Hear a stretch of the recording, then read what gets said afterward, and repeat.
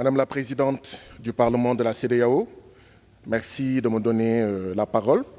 Je voudrais féliciter nos collègues des 4 pays pour les rapports excellents qu'ils ont eu à nous présenter. Je voulais réagir par rapport à un certain nombre de points.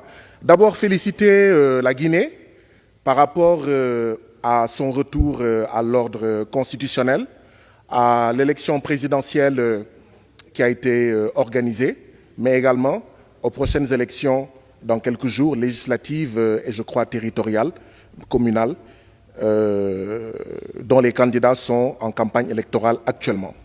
Félicitations pour cela et bonne continuation. Mais Madame la Présidente, je suis inquiet par une chose dont j'avais parlé il y a plusieurs mois de cela. Il y a le phénomène des enlèvements et des disparitions forcées en Guinée. Journalistes enlevés, membres de la société civile enlevés, proches d'opposants en exil enlevés.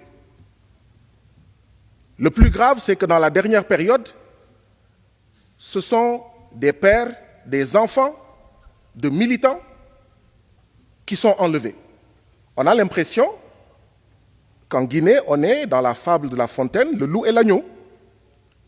Le loup a voulu manger l'agneau et l'agneau lui a dit « mais c'est pas moi ». Il lui a dit « c'était ton frère ou c'était ta mère et je vais me venger, je te mange ».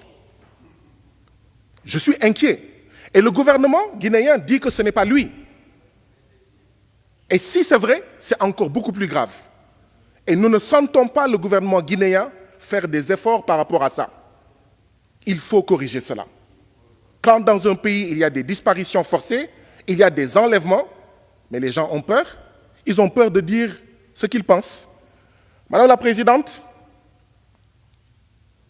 le Bénin, c'est ici on en avait parlé. Comment un parti qui a 16% ne peut pas avoir de députés? 16% de la participation. On en avait parlé ici. L'Assemblée nationale, 0 opposition. Et il y a un parti qui a eu 16,2%. Comment vous pouvez exiger que chaque parti doit avoir 20% minimum dans 24 circonscriptions? Mais ça veut dire, c'est taillé sur mesure. Résultat, 109 sièges à l'Assemblée nationale, tous les 109 sièges appartiennent au bloc présidentiel. Je le dis, je le répète, si on empêche, et élection présidentielle, pas de candidat, si on empêche au peuple de voter, ils vont voter dans la rue. Ils vont voter dans la rue. Et c'est la catastrophe. Je vous remercie.